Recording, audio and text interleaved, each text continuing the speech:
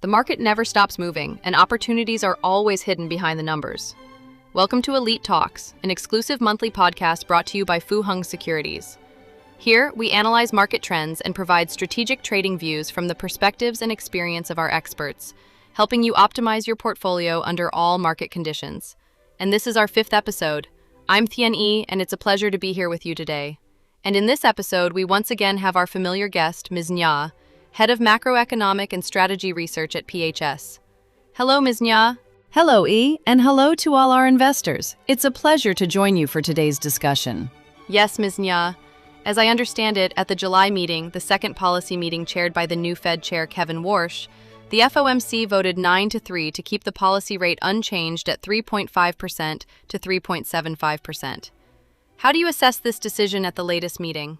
In fact, the decision to keep interest rates unchanged was not outside PHS's expectations. We had already shared our view in our strategy reports that the Fed would remain on hold and would not make significant changes to interest rates at this meeting. At the same time, we have maintained our view that the probability of the Fed raising interest rates this year is relatively low. In terms of inflation, pressure is still there. However, we believe it is not yet strong enough to make the Fed change its current path, as inflation is also showing signs of gradually easing as supply-side shocks have started to subside. Oil prices have actually cooled significantly compared with the levels seen during the early part of the year. Headline inflation data in June also fell for the first time in 5 months, from 4.2% to 3.5%, significantly below the market consensus of around 3.8%. And we expect this cooling trend to continue toward the end of third quarter. There was also a fairly notable shift in this meeting in terms of how Chair Warsh is managing policy. That is, the Fed will no longer send such clear signals about its future interest rate path. This could become a factor that causes greater volatility in financial markets, as market projections and expectations may continue to change.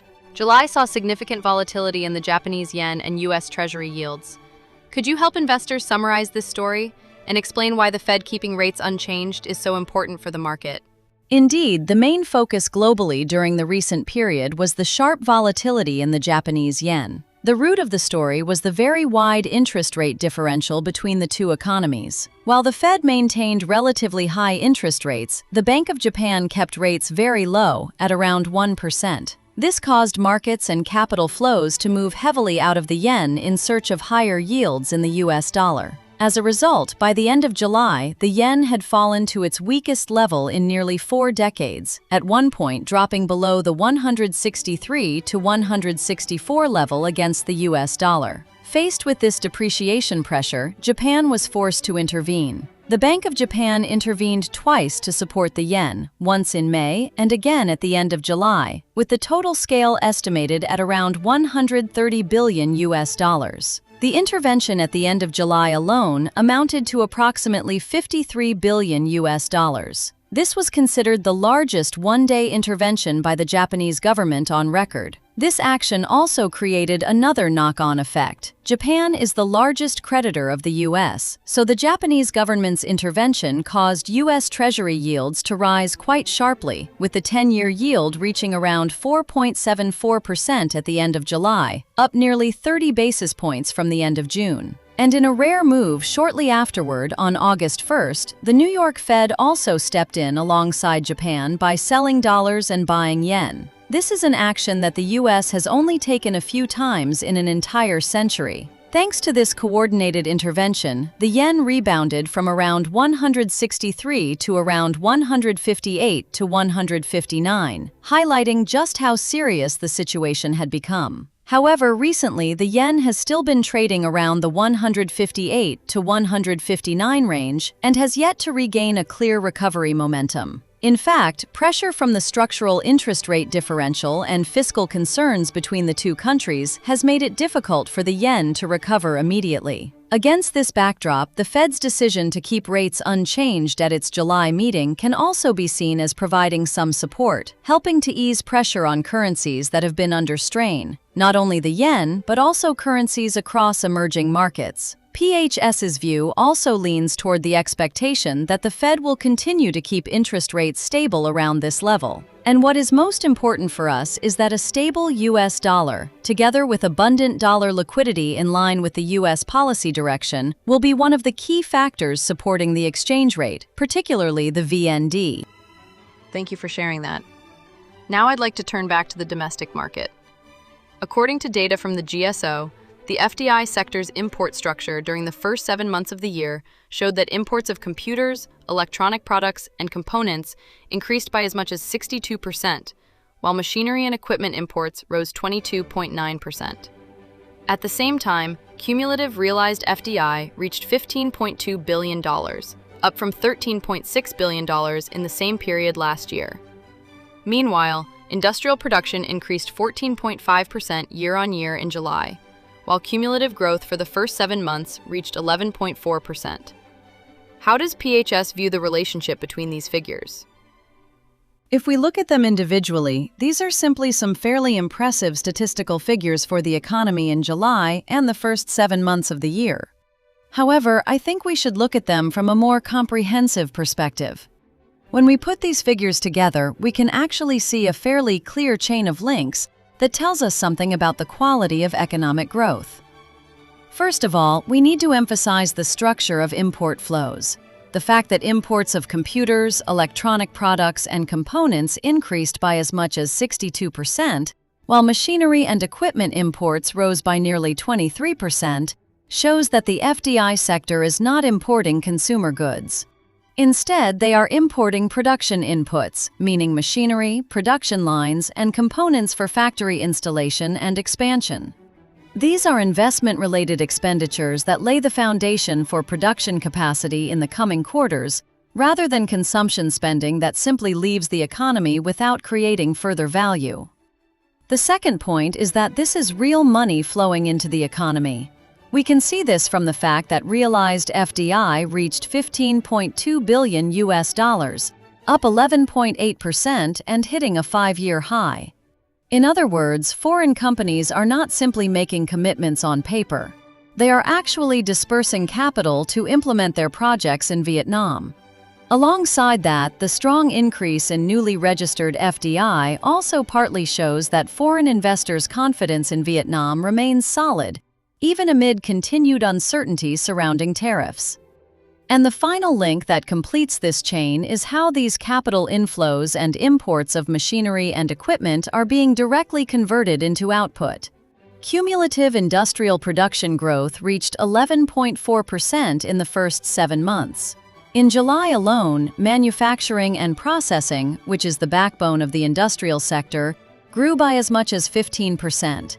And what is particularly noteworthy is that all provinces and cities recorded positive growth in industrial production. This shows that the uptrend is broad-based rather than concentrated in just a few localities.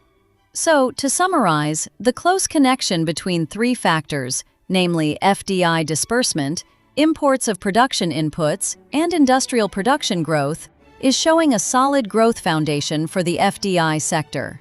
And this will be one of the key drivers of Vietnam's economy, not only at present but also over the coming quarters. I have one more point I'd like to discuss. Public investment disbursement reached around 60 trillion Vietnamese dong in July, up 50% from the average level in the first 5 months of the year. However, cumulative disbursement in the first 7 months has only reached 42% of the annual plan. How do you assess these two developments?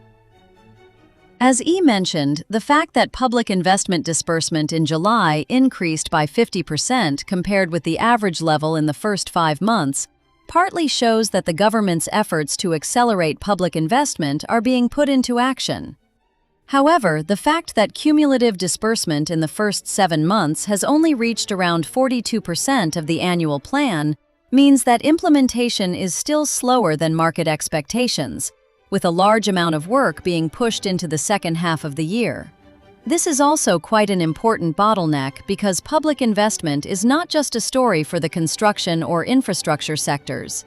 It is one of the key drivers that directly inject money into the economy, supporting employment, boosting material consumption, and creating spillover effects on system-wide liquidity and cash flows.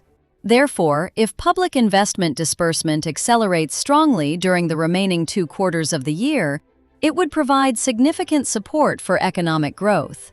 On the other hand, if implementation continues to face bottlenecks, it would become a negative factor for the overall macroeconomic outlook. Thank you for sharing that. Now, regarding the USD/VND exchange rate, which has clearly cooled since the beginning of August after staying relatively flat throughout July, what do you think are the key supporting factors behind this move? After staying around 26,300 for most of July, the exchange rate showed a fairly strong cooling trend in early August, falling to around 26,070. That represents a decline of nearly 130 points. This was the result of 3 main supporting factors coming together. First, on the international front, as we just discussed, the Fed's decision to keep interest rates unchanged, together with signs of weakness in U.S. employment and inflation data, has caused the U.S. dollar index to cool, reducing pressure from a stronger dollar. Second, energy prices also played a role. Oil prices cooled in July, which helped reduce Vietnam's foreign currency demand for energy imports, which represent a major component of dollar demand. And third, I believe the more sustainable factor is that Vietnam's foreign currency supply has also become more abundant again. In particular, as everyone knows, realized FDI reached around 15.2 billion US dollars in the first 7 months, the highest level in 5 years. Alongside that, other sources of dollar inflows, such as remittances and dollar-denominated borrowing, have also been relatively positive, helping ease pressure on foreign currency supply and demand and allowing the exchange rate to cool. Another point worth highlighting is that, for the first time in several months, the exchange rate in the unofficial market also declined sharply. In fact, on several sessions, it fell even more than the interbank exchange rate. This also indicates that speculative pressure on the exchange rate is starting to ease, as there are signs that capital is moving out of other asset channels, such as gold, precious metals, and cryptocurrencies. So, it is not simply a story of commercial supply and demand. All of these factors have contributed to supporting the decline in the exchange rate over the recent period. So, what is your outlook for the exchange rate in the final months of the year? For the final months of the year, under our base case scenario, we still expect the exchange rate to remain relatively stable. We expect the U.S. dollar index to remain stable and dollar liquidity to stay abundant, as the U.S. administration appears to be taking steps to limit the strength of the dollar.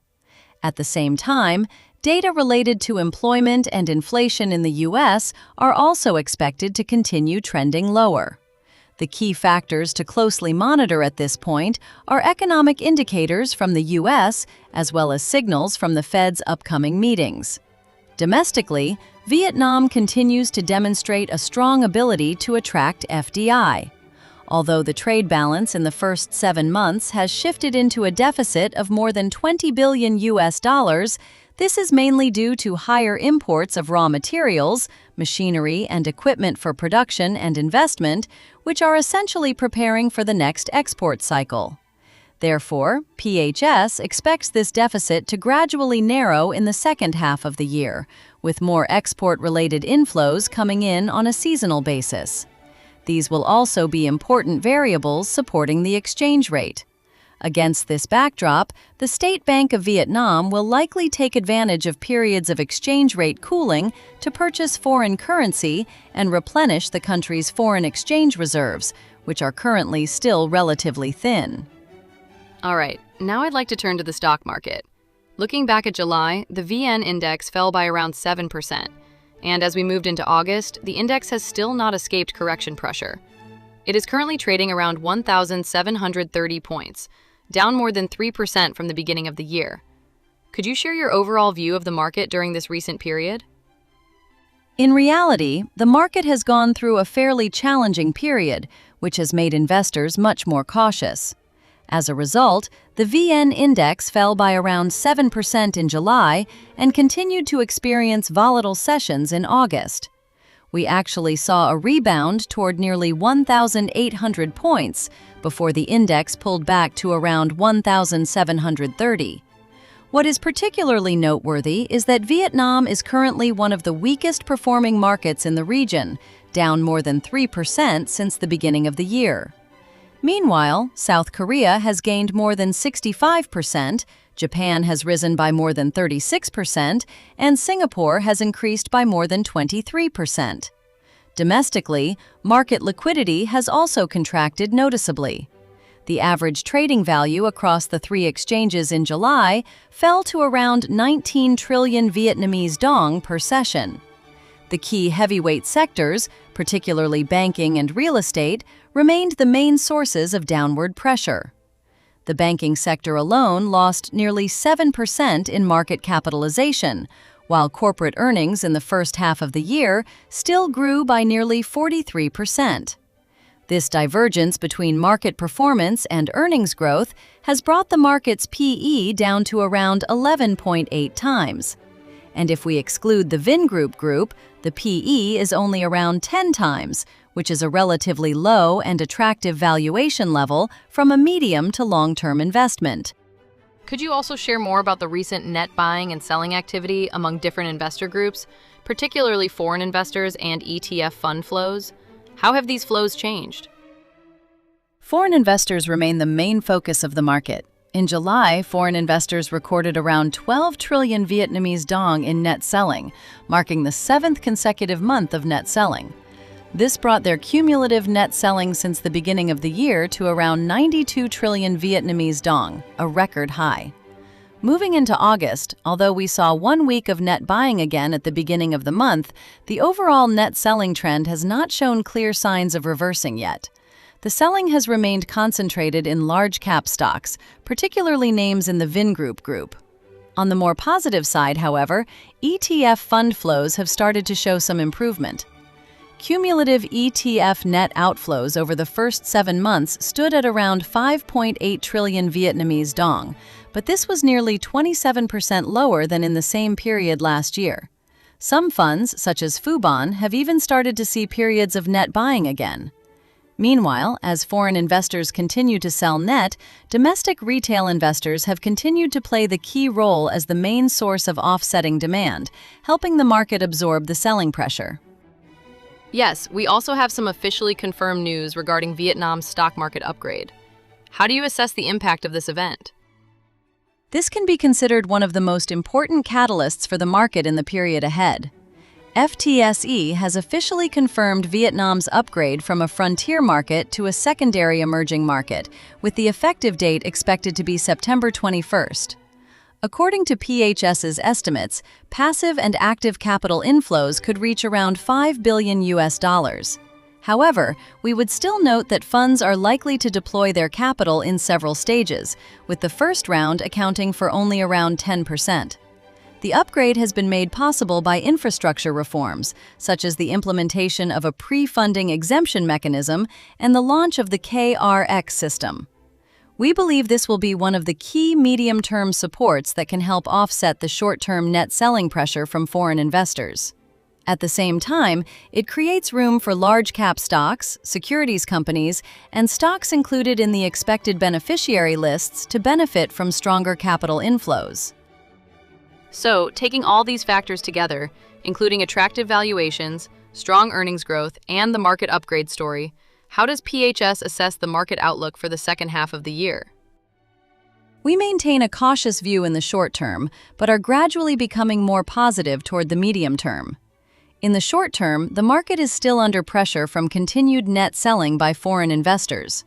Oil prices also remain relatively high, while the Fed is likely to remain fairly cautious, so some volatility is difficult to avoid. However, looking further ahead, 3 fundamental factors are supportive. First, valuations have fallen to attractive levels.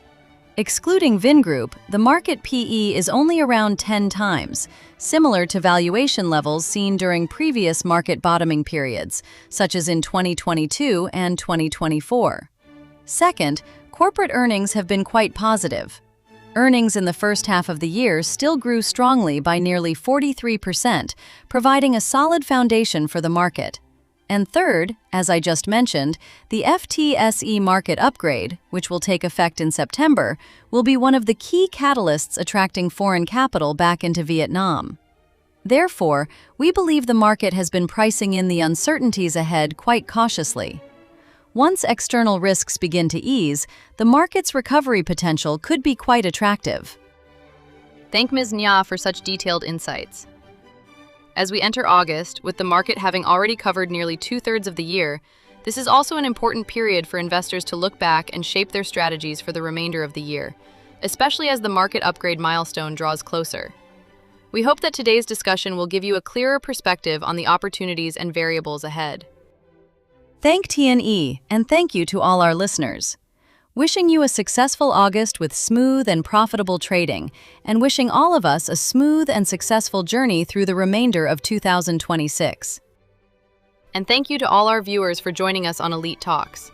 If you found today's content helpful, don't forget to subscribe so you can receive notifications about the latest episode from Securities every month.